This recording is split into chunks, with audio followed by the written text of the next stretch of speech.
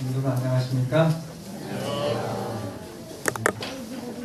선생님하고 비연이가 지난번에 굉장히 은혜스럽게 잘 했었거든요. 몇 개월 동안 실력이 일취월장했는데 제가 볼 때는 부모님이 뒷바라지가 조금 부족한 것 같아요. 앞기가 실력을 못 따라주는 것 같아요. 비연이가 더 좋은 앞기로 제 실력을 좀 발휘할 수 있도록 부모님 신경 써주셨으면 감사하겠습니다. 우리 오늘 말씀의 제목은 룻기의 축복인데요. 이 룻기는 명절 때에 읽혀졌던 구약의 39권의 책 중에서 특별히 5권 두루마리 중에 하나입니다. 룻기는 언제 읽혀졌다고요? 명절 때 읽혀졌던 그런 책입니다. 그리고 이 하나님은 룻기서를 통해서 가정의 축복을 이방인을 포함한 많은 백성의 구원을 여러분과 저에게 알려주시고 계십니다. 1장 1절부터 5절까지 있는 말씀을 먼저 좀 보겠습니다. 사사들이 치리하던 때에 그 땅에 구약성경 룻기서 그 땅에 뭐가 들었다고요? 사사들이 치리하던 장소면 이스라엘입니다. 축복의 땅이라고 하는 하나님의 약속이 보장된 땅. 근데 그 땅에 뭐가 들었어요? 여러분 생각에는 뭐만 들어야 되는데요? 풍년만 들어야 되는데, 이 성경을 여러분 잘 보시면 믿음 생활 속에서도 고난이 있을 수 있습니다. 하나님이 변덕스러우셔서 그럴까요? 하나님은 절대 그렇지 않죠? 하나님은 언제나 정말 과거나 현재나 영원토록 동일하십니다. 아멘입니까? 인간의 변덕이 문제인 거예요. 그런 상황에서 유다 베들레헴의 한 사람이 그의 아내와 2 아들을 데리고 모압 지방에 가서 거류했습니다. 이민을 간 겁니다. 어디로요? 2절 그 사람의 이름은 엘리멜렉이요 그의 아내의 이름은 나오미요 그의 2 아들의 이름은 말론과 기륜이니 유다 베들레헴 에브라스 사람이더라.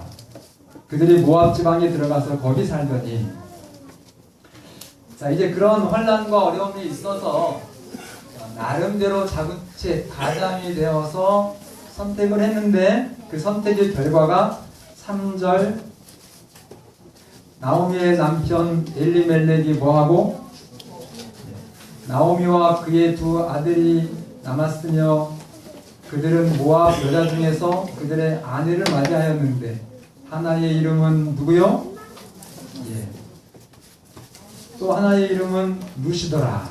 이 룻이 이제 주인공이죠. 룻기 성경에. 그들이 거기에 거주한 지 10년쯤에 5절은 같이 읽겠습니다. 시작. 말론과 기련 2 사람이 다 죽고 그 여인은 2 아들과 남편의 뒤에 남았다. 아주 넉넉한 재산을 정리하고 희망차게 떠났던 한 가정이 이민 10년 만에 남편이 먼저 죽고 또 뒤이어서 10년 동안이죠. 2 아들이 죽고 그래서 자식 없는 며느리 2의 시어머니, 그래서 총 과부 3만 남았습니다. 우리 자신을 포함해서 인간은 정말로 불완전합니다. 그래서 여러분 절대로 여러분의 생각과 여러분의 뜻, 그러니까 인간의 판단에 여러분들의 운명을 맡기지 마시기를 바랍니다. 한 번뿐인 인생이에요. 돌이킬 수 없는 실수를 여러분 하지 마시기를 바랍니다. 내 생각이 옳다고 하면서 이 하나님이 보장된 이 축복의 땅을 벗어나는 그런 거역은 인생 최고의 위험입니다. 여러분 정말 이 나오미가 경험했다. 풀리지 않는 인생에 어려움이 있을 수 있습니다. 아무리 여러분들의 현재의 삶이 풀리지 않는다 할지라도 하나님을 무시하지 마시고 그럴수록 더 믿음을 견지하시기를 바랍니다. 6절에 보면 그들이 떠났던 베들레헴 땅이 다시 회복이 되어서 넉넉하게 됩니다. 그 소식을 듣고 이제 정말 두 과부 며느리와 참 인생의 참 말할 수 없는 상실을 경험한 이 나오미 시어머니가 드디어 다시 고향으로 돌아가기로 결심합니다.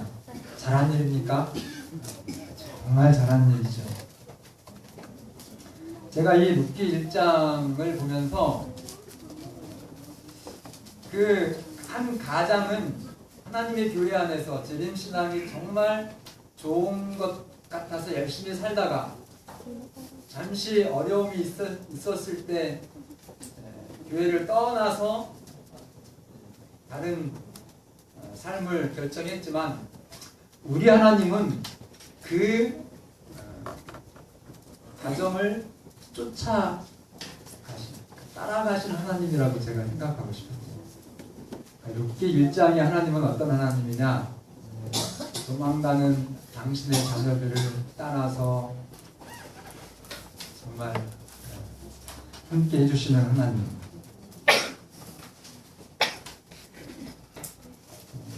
굉장히 놀라운 일이 여러분 기록되어져 있습니다. 그들이 모압에 가서 가정신앙을 굉장히 잘 지켰다고 하는 것을 볼 수 있어요. 하나님이 틀림없이 함께 하셨습니다. 근데 하나님이 함께 하시는 가운데 남편이 죽고 정말 기둥 같았던 두 아들이 다 죽습니다. 몇 년 안에요? 성경 자세히 읽어보면은 나갔을 때는 굉장히 풍족했다고 그랬거든요. 그러니까 경제적으로도 몰락했어요. 10년 만에. 여러분, 하나님을 믿고 열심히 나름대로 살아가는데 열심히 안 살았겠습니까? 그러면 한국에 우리 친구들 미국에 가가지고 죽을 만큼 열심히 삽니다. 그 정도 열심히 없고 도전정신이 없으면 가지도 않아요. 근데 엘멜렉 경우를 보면 열심히 살았는데 자기도 죽고 아들들도 죽고 경제적으로는 완전히 정말 부유했던 그 모든 재산이 다 탕진이 됐습니다. 그러면 여러분들의 신앙은 어떻겠습니까? 만약에 우리 구상희 장모님의 정말 애쓰는 그 수억이 들어갔던 그 모든 투자가 완전히 다 물거품이 되면서 내가 꿈꾸었던 그런 것들이 전혀 하나님 믿으면서 열심히 정말 교회도 안 빠지시고 나름대로 내가 최선을 다해서 그 신앙생활을 했는데 결과가 정말 모든 것을 다 상실하는 그런 결과가 되어졌을 때 여러분들의 신앙은 어떠하겠느냐 제가 질문을 드리는 것입니다. 그런데 그런 어려움이 있었음에도 불구하고 이 시어머니 나오미의 신앙이 정말 놀랍습니다. 우리가 신앙하는 목적이 뭐죠? 돈을 많이 벌려고 하는 건 절대 아니죠? 돈을 많이 벌려고 하는 그 목적은 하나님의 영광을 나타내고 그로 인해서 하나님의 사랑을 조금 더 적극적으로 내가 이 땅에서 좀 하나님께 갚으려고 하는 그 목적밖에는 우리는 없습니다. 맞습니까? 근데 이 어머니가 얼마나 정말 며느리들을 사랑했는지 약한 며느리 같으니 뭐라고 했을까요? 니들이 잘못 들어와가지고 우리 아들들 다 뭐 했다고요? 잡아먹었다고요? 예. 이렇게 할 수도 있어요. 그죠? 그러나 이 시어머니는 정말 이 며느리들을 얼마나 사랑했는지 성경을 읽어보면 압니다. 자기 자신의 인생의 상실감보다도 더 누구를 더 염려해요? 이 정말 청산과부가 된 두 며느리들에게 새 인생을 살 수 있도록 하기 위해서 자기의 권리를 포기하고 너희들 다시 친정으로 돌아가서 아직 젊으니까 너희들의 인생에 정말 행복한 가정을 좀 만들어라 이렇게 얘기하는데 며느리들도 또 얼마나 착한지 그 시어머니의 그 뭐예요? 그 며느리예요. 그래서 막 울면서 아니라고 저희들이 어머니와 함께 살겠습니다. 그런데 아주 행복하게 이 시어머니가 이야기를 하니까 첫째 며느리는 그 말씀 듣고 막 펑펑 울더니 갔어요. 그런데 둘째 며느리 이 성경의 주인공 누구요? 이름이? 룻은 이렇게 얘기합니다.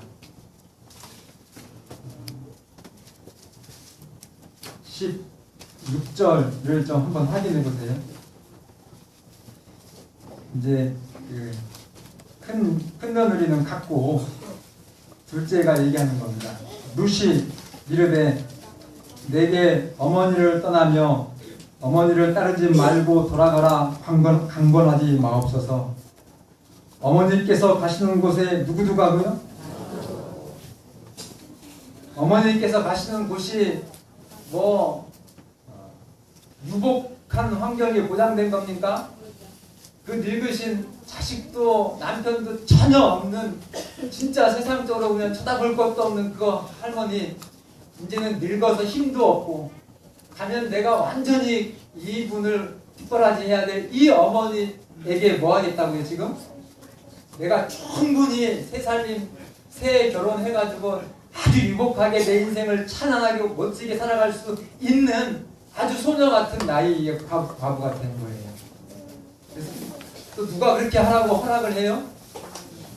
그냥 시어머니가 그렇게 하라고 간곡하게 형식적으로 얘기하는 게 아니라 정말로 내가 너희들의 인생을 내가 지금 이렇게 겪는 아픔보다도 더 슬프니 제발 너희들 나 따라오지 말고 새롭게 정말 행복한 인생을 살아가 얘기했는데 그럼에도 불구하고 이 룻이 말하는 겁니다. 어머니 돌아가라고 그렇게 강권하지 마십시오. 어머니께서 가시는 곳에 나도 가고 어머니께서 머무시는 곳에 나도 머물겠나이다. 여러분 이게요 전도의 원리입니다. 여러분 전도 많이 하고 싶으십니까? 이렇게 사람을 끼우는 힘이 있으셔야 돼요. 매력적인 시어머니가 되시고 매력적인 성도가 되시고 매력적인 이웃이 되어주시기를 바랍니다. 부산하고 시끄럽게 하지 마세요. 가장 가까운 가족과 이웃에게 진정한 재림신앙을 하시기를 바랍니다. 여러분 하십니까? 그 아멘에 정말로 하나님 앞에 여러분들의 생활이 대답이 되시기 바랍니다. 그럼요, 여기 이 성경의 표현이 이 룻이 시어머니에게 이렇게 막 매달리는 그런 그 언어의 표현이에요. 멋져요? 그 시어머니가 그냥 예의로 따라간다고 하는 것이 아니라 나 어머니 놓치고는 나 못 살아요. 이렇게 매달리는 거예요. 여러분 나도 안식에 성교교회 다니고 싶어 매달리게 하는 사람들을 여러분들의 주변에 섬기시기 바랍니다. 너무너무 좋아서 나 좀 데리고 가줘요. 그렇게 하게 하는 이게 전도의 원리입니다. 그 뒤에 있는 말씀 한번 보세요. 어머니의 백성이 누구 백성이 되고요? 어머니의 누가요? 진짜 전도했습니까? 이 모압에 계시는 이 우상 숭배이에요. 하나님을 믿지 않는 그런 사람이었습니다. 근데 그가 어머니의 하나님을 내 하나님으로 지금 고백하는 겁니다. 전도 확실하게 했습니까? 이렇게 전도하는 겁니다.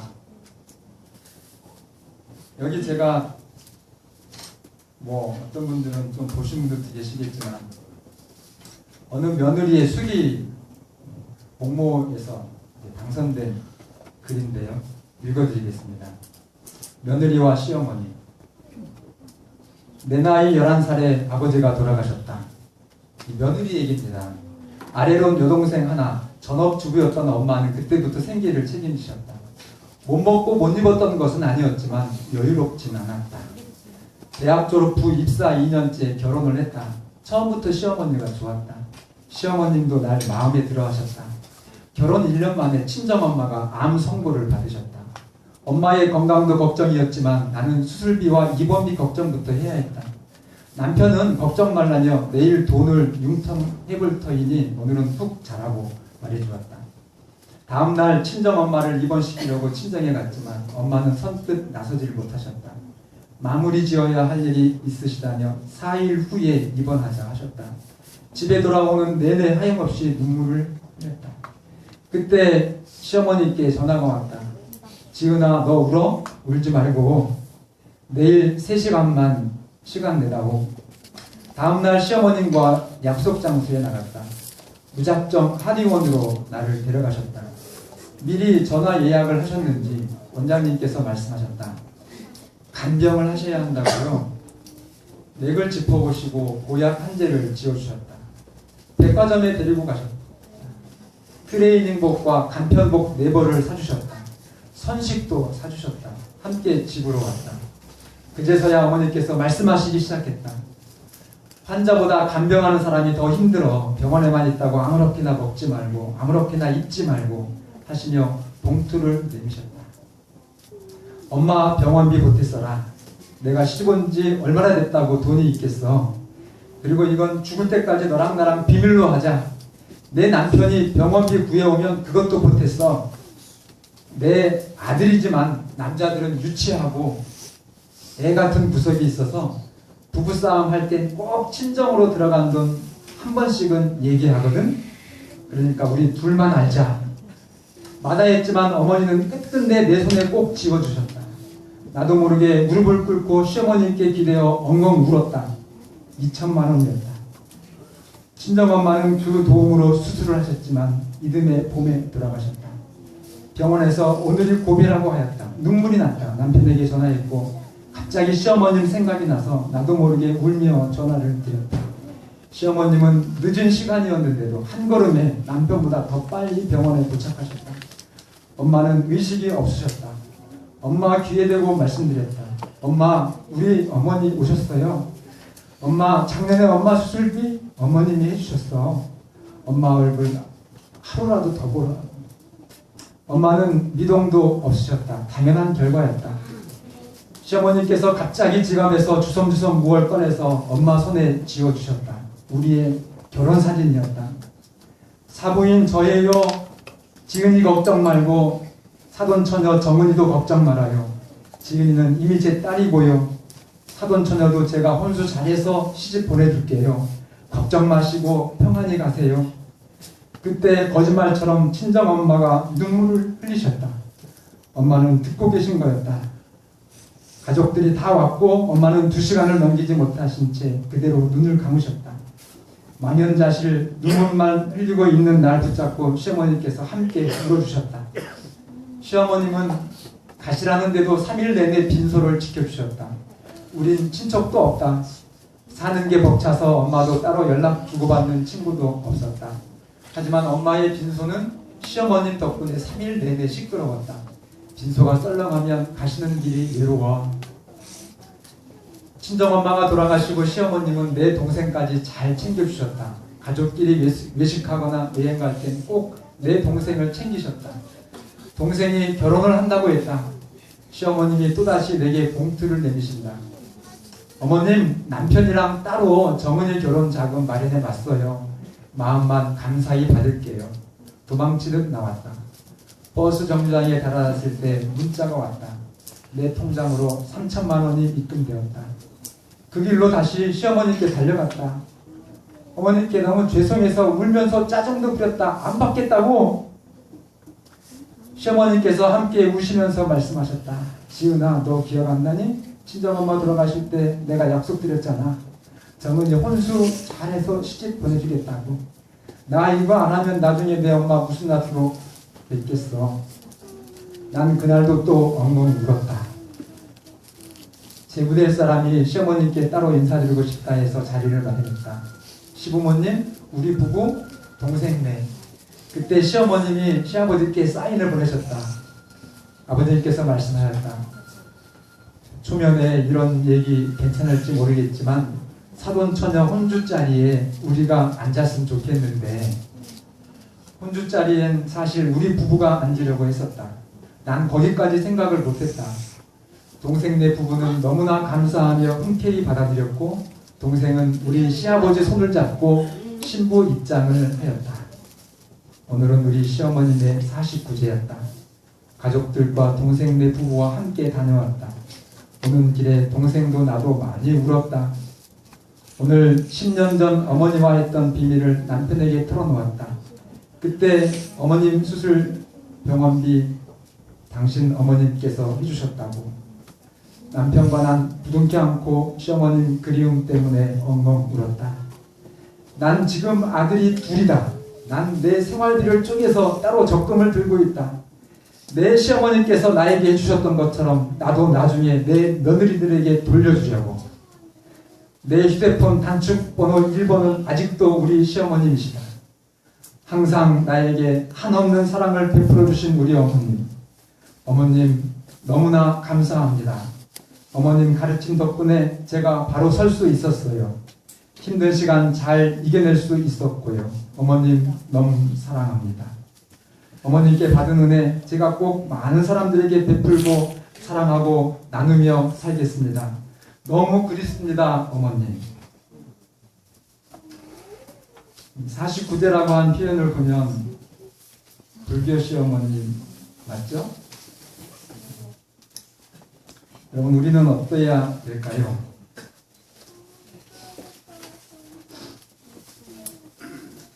여러분 이 가장 확실한 말씀 우리 교회가 정말 이 세상을 향해서 28개의 성경에 전통한 완전한 진리를 가졌습니다. 근데 그 진리를 가장 능력 있게 나타내는 것은 사랑입니다. 반대로요. 사랑이 없이 여러분들이 아무리 설교를 잘하고 아무리 성경을 잘 가르쳐도 생명 없는 꽹과리입니다.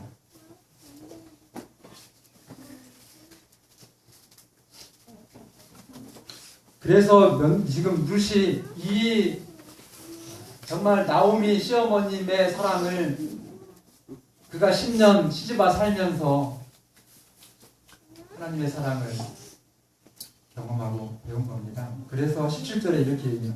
한번 같이 읽을까요? 쭉 올려주시고. 너무 통쾌하고 아름답죠. 7절. 어머니께서 시작. 어머니께서 죽으시는 곳에서 나도 죽어 거기 그칠 것이다. 만일 내가 죽는 일 외에 어머니를 떠나면 여호와께서 내게 벌을 내리시고 더 내리시기를 원하나이다. 아멘입니까? 여러분 사랑은요 뭐보다 강해요? 오늘 제가 침례 공부 시간에 성우에게 하나님의 그 약속, 사랑에 대해서 공부를 하면서 사람이 어느 순간까지는 어떤 도덕과 예의를 통해서 내 주장을 전제할 수 있지만 그러나 뭐를 놓고 선택하라 할 때요? 내 생명 하나밖에 없는 목숨, 생명을 걸고 선택하라 하면 지위가 아니면 선택하지 않는다고 그랬죠. 할 수 없다고 그렇게 서로가 동감을 했습니다. 그런데 여기 시어머님의 사랑은 지금 이 젊은 며느리가 자기의 모든 정말 우리가 이렇게 세상적인 안목으로 볼 때 보장된 탄탄대로의 어떤 나의 눈에 보이는 모든 관계들을 다 끊어버리고도 남는 그런 위대한 매력이 있었습니다. 이 매력이 오늘 하나님께서 여러분과 저에게 주신 겁니다. 그리고 이 룻기서에서 오늘 우리가 사랑하는 정말 행복한 가정을 어떻게 만들어갈 수 있는지를 이 나오미는 오늘 여러분과 저에게 말씀해 주십니다. 이 나오미 같은 시어머니면 며느리 전도할 수 있을까요? 못할까요? 반대로 나오미 같은 며느리면 시부모님 전도할 수 있을까요? 못할까요? 100번 1000번 합니다.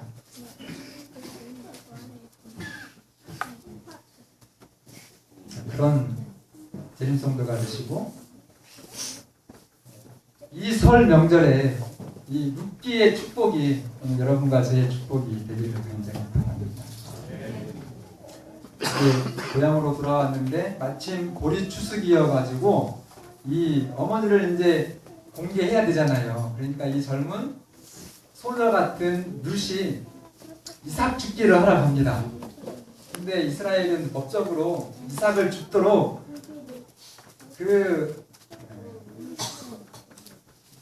추수를 할 때 얼마만큼씩 좀 떨어뜨리고 놓아두고 그렇게 했어요. 그래서 이제 룻이 이삭 죽기를 하러 갔는데 하나님께서 룻을 누구의 밭에 붙여주셨고요? 정말 보아스라고 하는 유대의 유력한 귀족 집안의 아주 훌륭한 호라비에게 이제 룻을 붙여주셨습니다. 그리고 그 시어머니의 적극적인 이 며느리 사랑하는 기도와 행동을 통해서 룻이 보아스의 아내가 되고 결론은 시댁 쪽에 잃어버렸던 모든 그 재산을 완전히 회복을 다 시킵니다. 자, 보아스는 이제 룻의 새로운 남편이 되었습니다. 어떻게 그 일이 이루어졌을까? 이 보아스가 예수님의 족보에 등장하는 그런 영광을 얻었거든요. 그리고 세상적으로도 잘 살았지만 보아스가 예수님의 마태복음 1장에 보면 당당하게 정말 예수님의 조상으로 등재가 됩니다. 그게 어떻게 가능했죠? 혹시 기억나십니까? 신순자 집사님 이 룻기 3박 4일 공부하고 오셨죠? 지난번에 제가 다녀오셔가지고 소감 말씀할 때 굉장한 감동을 받은 걸 지금도 기억하는데 그 보아스가 한 일은 다른 거 없습니다. 원래 룻의 남편 1순위가 따로 있었어요. 따로. 근데 그 사람은 이 귀한 물을 그러니까 장로들 앞에서 이제 공정한 공의로운 재판을 통해서 정해주는 거거든요. 그런데 4장 4절에 보면은 이 아무개시로 등장하는 그 사람은 나는 내 기업에 손해가 있을까 하여 나를 위하여 물으지 못하느니 당신이 대신 물으시오 라고 한 거예요. 자, 정말 이 엄청난 축복을 무엇 때문에 놓쳤습니까? 예? 예? 성실. 아니 여기 나왔잖아요. 손해가 있을까 하여 욕심 때문에 놓친 겁니다. 그리고 그는 이름도 남아있지 않아요. 그냥 1절에 보면은 아무개라고 되어 있고 믿음의 행위가 없었어요. 그래서 그걸로 끝입니다. 그리고 나오미의 축복, 그 시어머니 나오미의 축복은 뭐예요? 나오미의 축복은 뭐죠? 그가 그렇게 정말 남편 일찍 떠나보내고 참 비참한 그런 생활을 했지만, 그러나 이 며느리, 착한 며느리, 영적인 정말 자녀 루스 통해서 그의 남은 여생은 정말로 유복한 하고 하나님께 찬양하면서 그의 생애를 마감을 합니다. 그렇게 되게 된 그 축복의 원인, 이유, 그것은 아까 제가 여기 읽어드린 그 시어머니와 며느리와 시어머니에서 남은 그 며느리 같은 삶을 이 나오미가 살았기 때문에 그렇습니다. 하나님의 품성으로 부모의 역할을 다해 주시기를 간절히 바랍니다. 특히 정말 다문화 며느리들을 여러분들이 혹시 맞이하신다고 하면 더 잘해 주시기 바랍니다. 그래서 그 아이들을 정말 내가 섬기는 구원의 하나님으로 인도하고 하나님 앞에 축복받는 그러한 나오미의 축복이 여러분과 제 축복이 되기를 바랍니다. 그리고 마지막으로 이제 룻의 축복인데요. 이방인으로 태어나서 구원 없이 그의 인생이 끝날 수 있었지만 그는 당당히 메시아의 조상이 되었습니다.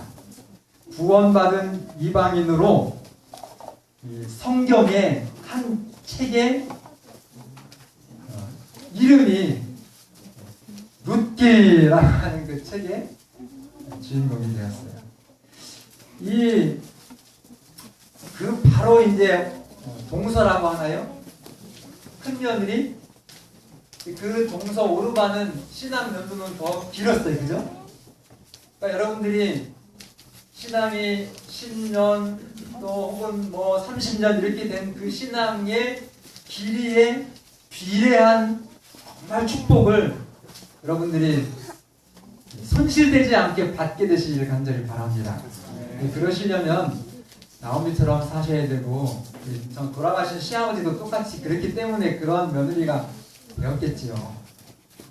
이 룻기가 우리에게 주시는 정말 축복은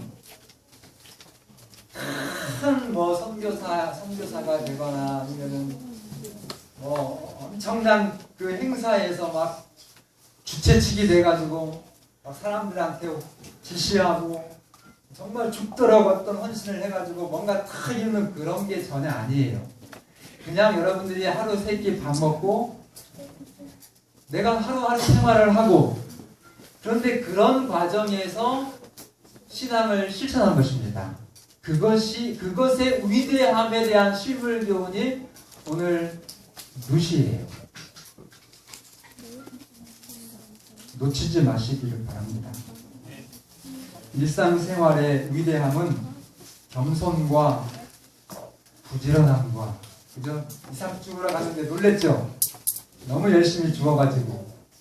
근데 그게 그 열심히 죽는 것이 어떤 사람은 가서 그냥 굶지 않을 만큼만 죽을 수도 있어요. 그러나 어떤 사람은 그 똑같은 시간에 훨씬 더 많은 그런 수고를 통해서 하나님 주시는 축복을 받는 분이 있다는 것입니다. 두 번째 사람이 재림교인이 되어야 됩니다. 첫 번째 사람은 빌어먹든지 진짜 안식일교인이든지 이기적이라 자기만 잘 먹고 잘 살고 자기 건강만 챙기고 자기 안식이라고 11조만 드린 다음에 하늘나라 가려고 하는 사람들인데 그분들은 하늘나라 못 갑니다. 제가 분명히 말씀드렸습니다. 못 갑니다. 여러분들이 부자가 되는 이유, 여러분들이 열심히 되는 유일한 목적은 다른 거 없어요.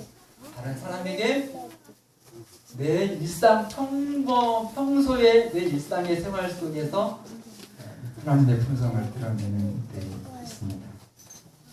오늘 제가 아침에 그 할머니들에게 늘 저는 사랑을 받아야 안식일 날마다 여러분들 다 한번 해보십시오. 장모님, 집사님들, 이 어르신들에게 다 하시겠지만 손을 꼭 잡고 인사를 좀 해보세요. 백순환 할머니가 제가 사실 좀 부끄럽고 죄송합니다. 또 어르신들 이렇게 계시지만은 자주, 정말 자주가 아니라 거의 뵙지도 못해요. 주중에. 근데 그 백순환 어머니가 하신 말씀이 있어요. 목사님 오시지 마세요. 저는 잘 지내니까. 근데 안식일날 오면 목사님 손 한번 잡아주는 게 그렇게 좋답니다. 근데 오늘 안 보이셔가지고 제가 당장 제 방으로 달려 들어갔어요. 여쭤보니까 모르신다고 그러더라고요. 핸드폰 번호가 있어서 전화했더니 어머니 박 목사예요. 어디 교회 목사야 이렇게. 다른 교회 목사가 찔쩍거리는가 봐요. 그래서 아유 선덕교회 목사요. 오늘 이렇게 손잡아주는 인사하라고 갔더니만 안 계셔가지고 그랬더니 웃어가면서 어제 저녁에 아들이 명절 새로 어머니 모시러 와가지고 포항 내려갔다고 그러면서 다음 주는 빠지면 안 되지. 다음 주는 꼭 갈게. 이거 정말 몰라요. 이거 제가 하는 거 아닙니다. 제 안에 말씀이 들어오셔서 그냥 하는 거거든요. 정모 형제도 지금 몇 주째 빠져요. 여러분 안식일 날요. 이 문자 요즘에 할 수 있잖아요. 저도 안식일날 완전히 다 꺼놓는데 지금은 또 보니까 이게 꺼놔도 조금 안 되겠더라고요. 급할 때는. 그래서 오늘 청년들은 어떻게 했는지 모르겠지만은 안식일에 참 근무를 하니 얼마나 마음이 아프겠냐고 그렇게 문자를 보내고 내가 기도해 주겠다고 빨리 정상적인 신앙을 회복했으면 한다고 그렇게 하면서 문자를 보냈거든요. 그냥 별거 아닙니다, 여러분. 근데 그 별거 아닌 게 굉장히 위대한 것입니다. 그런 것들이 여러분들을 잡아당기게 만드세요. 여러분들에게 미어달리게 만든다고요. 목요일날 오후 2시에도 회의가 있었습니다. 시청에서. 한 50명 대표자들이 모였어요. 자기소개하라고 해서 제가 자기소개했습니다. 근데 뭐 저는 어떻게 했는지도 모르는데 끝나고 나가지고 한 분이 저 목사님 교회 좀 갈 테니까 명함 좀 달라고.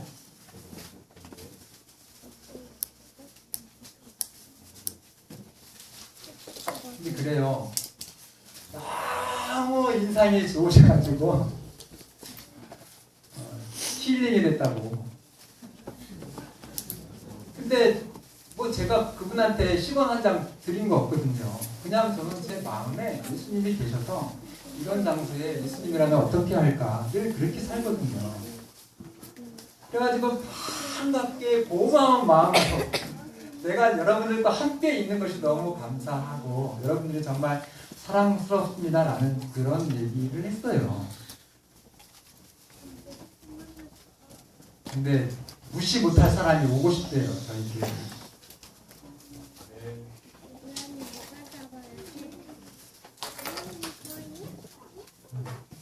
어제도 우리 송기수사님 댁에 그 가게 오픈이 있어서 조금 좀 제가 좀 교인들 좀 모시고 갈까 떡은 한 마리나 해놨는데 교인이 저랑 집사람이랑 우문영 기사님하고 우리 강인순 장로님하고 4명 예배드려가지고 너무 죄송했는데요. 저는 거기에 송기수 집사님과 함께 학원 같이 교사를 하시면서 영민이 엄마라고 하는 그분 내게 집중이 그냥 되는 거예요. 저는 딱 한 20분 이렇게 같이 있었는데 장모님 물론 귀중하고 우리 우문영 기사님 참 감사하고 하지만 누구에게 마음이 가요? 그 영민이 엄마에게 마음이 가는 겁니다. 그래서 그 영민이 기도해 주겠다고 제가 수첩에 적어놨어요. 경희대 한의대를 갈까 하는데 대전대 한의학과가 더 좋다고 그러네요. 거기 지원한다고 기도해 주겠다 했더니 얼마나 한 10년 정도 사귀었으면 송유수 집사님 이제는 낚으셔야 돼요. 계속 그렇게 좋은 관계만 갖고 계시지 마시고요. 이 기도하시면서 더 밀어붙이셔야 됩니다.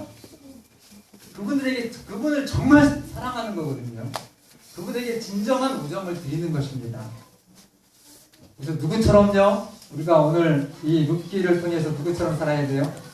정말 나오미처럼 그렇게 집안에 풍비박산 나는 슬픈 일들이 많이 있다 할지라도 내 하루하루의 내 일상의 생활 속에서 하나님의 사랑을 실천하시고 또 누구처럼요? 정말 누구처럼 내가 시어머니를 위해서 최선을 다해서 봉사하고 나에게 주어진 여건 속에서 내가 하나님의 품성을 나타내는 내 일상생활에 정말 성실하게 하나님의 사랑을 나타내셔서 오늘 우리의 형편이 모압 땅의 나오미 같다 할지라도 우리의 인생을 완전히 회복시켜 주시는 하나님 아닙니까? 이거 뭐 나는 너무 좋아요. 하나님만 생각하면 여러분과 저를 반드시 영광스럽게 승리하게 충분히 해주시는 하나님을 정말 마음으로 여러분 신뢰하시고 우리의 생활로 실천하셔서 금번 설 명절이 우리에게 주시는 영원한 축복의 명절이 되기를 간절히 바라면서 제 말씀을 드리겠습니다.